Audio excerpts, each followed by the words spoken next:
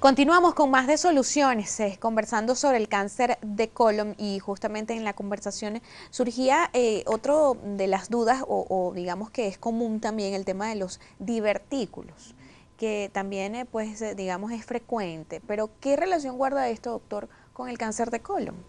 Ninguna. Lo bueno es que eso hace que usted evalúe al paciente, porque estos son individuos que muchas veces pueden tener dolor después de comer, tienen tendencia al estreñimiento o a que las heces se adelgacen, se vuelvan más cortas o más pequeñas, y eso angustia a la persona y hace que vaya al médico. Puede haber un cáncer coincidencial, pero no es por el divertículo. El divertículo es una enfermedad benigna, es adquirida, que tiene relación a mientras más edad, más probabilidad. Usted tiene más de 60 años y tiene 40-60% de probabilidades de tener divertículos. ¿Y son exactamente qué? Yo le pongo un ejemplo facilito a la gente. Imagínense una tripa de caucho, la infla y sale una protuberancia. Eso en el colon es una protuberancia, pero cuando uno introduce el endoscopio ve un pocito, un huequito. Y ese huequito se puede tapar con moco, pupú, con heces, con semillas, con sangre, y entonces puede dar dolor, puede dar estreñimiento, se puede inflamar, pero la mayoría de la gente no tiene síntomas, menos de la cuarta parte hacen síntomas. ¿Y en los pólipos, cómo son Los exactamente? pólipos, yo le digo a las personas, es como una verruga, es un crecimiento, entonces, pero en el colon, en la mucosa, en la capa interna del colon, que es fácil de ver, bueno, es más fácil de ver directamente con el endoscopio. Y lo importante es diferenciar si ese pólipo es de los que se puede malignizar o de los que no se puede malignizar, pero ya eso es trabajo del endoscopista diferenciar eso para decidir si se va a resecar o no. Si tiene duda y no lo puede hacer, reséquelo. Y mientras más grande, más probabilidades es de que tenga lesiones malignas o cáncer incluso. Varias preguntas surgen a través de nuestras cuentas en las redes sociales, sobre todo en nuestra cuenta en Twitter. Recuerden la etiqueta numeral soluciones colon, justamente la tienen aquí en pantalla, numeral soluciones cáncer de colon. Es nuestra etiqueta, la tienen aquí en pantalla. Nos pregunta Bolívar Divisa, dice, ¿qué estrato social afecta más el cáncer de colon? Sí, como lo mencioné en los factores de riesgo, el cáncer de colon afecta más a la clase E, a la clase menos pudiente y a la raza negra, la raza morena.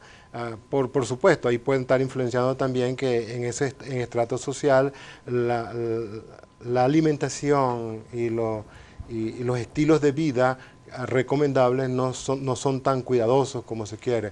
Por eso es que probablemente el estrato social E y la raza negra tenga más relación con el cáncer de colon. Nos comenta también o nos pregunta @carrudanza, dice, buenos días, mis padres padecieron de cáncer de colon. Mi papá murió, mi madre no. Es hereditario, somos 2 hermanos. Hay cáncer hereditario de colon que se llama cáncer hereditario que es enfermedad de Lynch o que no tiene pólipos.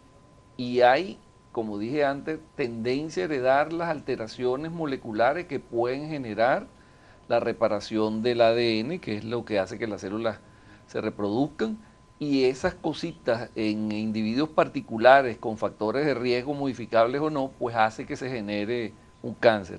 En principio, en este señor o persona que tenga, o señora que tenga los 2 padres con cáncer de colon, él tiene el riesgo muy aumentado, unas 4 a 6 veces más riesgo de sufrir de cáncer de colon, y él debería hacerse una colonoscopia al menos 10 años antes de la edad en la que le fue detectado a los padres. Si le fue detectado a los 40, él tiene que irse para atrás. Y estos cánceres hereditarios generalmente aparecen en gente mucho más joven, en menores de 50 años. Importante que diga eso, es decir, si tenemos a unos papás o a un familiar cercano que se le haya detectado el cáncer de colon a los 50, pongamos un ejemplo, a los 30 años, debemos entonces restar 10 años para que... Es una regla arbitraria, pero más o menos le da. Lo que quiere decir en esencia es que usted no puede dejar llegar a los 50 años sin evaluarse, para ponerlo de una forma más sencilla. Y que él es un individuo que tiene un alto riesgo, mucho mayor que la población general. O sea, tiene 4 a 6 veces mucho más riesgo de tener un cáncer de colon o lesiones premalignas que van a llegar a cáncer en edad más temprana que la población general sin síntomas. Nos pregunta el Galán Guillén, dice, ¿la gastritis o diabetes suelen tener que ver con el cáncer de colon? La gastritis no tiene relación directa con el cáncer de colon. La gastritis está relacionada más con estilo de vida y con una bacteria que se llama Helicobacter pylori. La diabetes sí, la diabetes mellitus tipo 2 está relacionada con cáncer de colon, porque la mayoría de los pacientes diabéticos tienen problemas metabólicos, tienen sobrepeso, obesidad e hipertensión arterial, pueden tener adicionalmente. Pero la diabetes sí tiene una relación estadística demostrada con cáncer de colon. Era interesante cuando hablaron de la enfermedad de Lynch, los pacientes que tienen antecedentes familiares, afortunadamente el cáncer por enfermedad de Lynch no es tan frecuente. 75% de los cánceres de colon son, 95% son adenocarcinomas. Y el otro porcentaje corresponde a la otra lista de cánceres de colon, en donde incluyen los cánceres familiares o heredofamiliares como la enfermedad de Lynch. Pero sí es importante eso. Las personas que le diagnosticaron cáncer y tienen enfermedad de Lynch son subjetivos a ser evaluados incluso por genetistas para hacerle pruebas moleculares de biología molecular, porque el riesgo cuando hay enfermedad de Lynch y hay cáncer en la familia es muy alto. De 2 a 5%, que es en la población normal, la parte genética, en la enfermedad de Lynch puede llegar hasta 80% si los marcadores tumorales o los genes alterados o los cambios pueden ser muy altos. Nos pregunta por acá Mary Urbina, dice, ¿la enfermedad de diverticulosis tiene algo que ver con el cáncer de colon? Justamente lo conversábamos. Nada. Al inicio de este bloque. Esta misma persona, Bolívar Divisa, que hablaba de los dos padres con cáncer, pregunta cuáles son los exámenes más accesibles para ese venezolano a pie que tiene antecedentes familiares de cáncer de colon. En la Sociedad Anticancerosa le brindamos tanto la evaluación médica como de laboratorio, como sus evaluaciones endoscópicas, y quiero hacer una propagandita de eso, de que los equipos que hay allí son excelentes, los equipos endoscópicos de primera línea, cosa que es un orgullo y una suerte y un esfuerzo de todos los directivos de la Sociedad Anticancerosa de proveer ese tipo de instrumental. Nos pregunta Carlos Peña, dice, ¿la colonoscopia es capaz de ver todo el intestino grueso en búsqueda de lesiones que puedan derivar en cáncer? No realmente. La mayor parte del colon lo ve. Pueden haber algunos segmentos del cáncer del intestino proximal que no lo podamos ver, el colon proximal, perdón. El intestino delgado no lo vemos con colonoscopia. Colonoscopia explora el colon.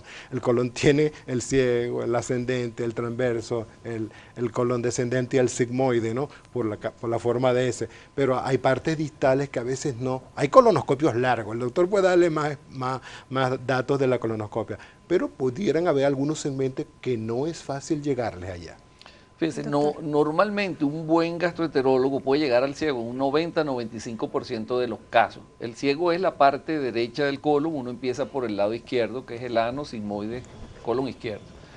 Eso puede tomar unos 10-12 minutos más o menos llegar al ciego, pero después hay que revisar retrocediendo y dedicarse un tiempito mayor, no menos de 6-8 minutos, porque sí hay parte ciega, porque eso tiene pliegues.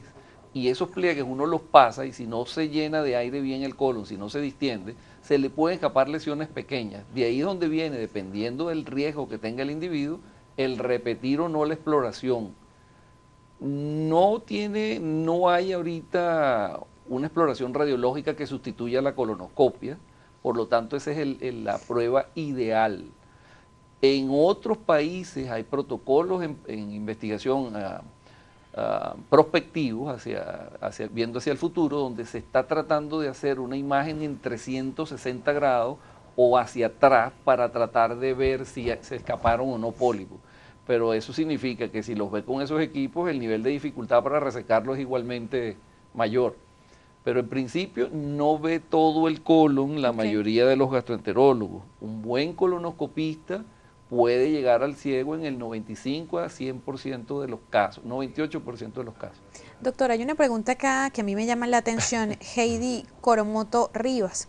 Ella dice, mi hijo falleció de cáncer de colon rectal a los 18 años y la enfermedad se dio cuando ya estaba terminal.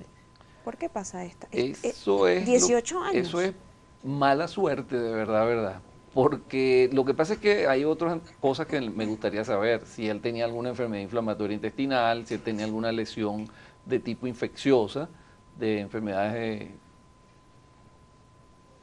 enfermedad infecciosa. Ok. Y eso puede haber generado algún tipo de lesión ahí a ese nivel de recto. Es inusual la edad para que sea un cáncer de recto. Como dije al comienzo, la edad que marca colon y recto es 50 años hacia adelante. Obviamente cayó en menos del 4%. 18 años. Sí, menos del 4%. Yo el paciente más joven que vi tenía 14 años, una muchachita. Era de recto también. Eso pone a uno un dilema de decir, entonces todo paciente debería ser evaluado. Exacto. Pero es el costo-beneficio que en otros países donde llevan esa administración han demostrado que no se justifica evaluar a todos los pacientes en cualquier edad. Vamos a hacer una pausa acá en Soluciones. En la próxima parte conversaremos sobre tratamiento. Ya volvemos.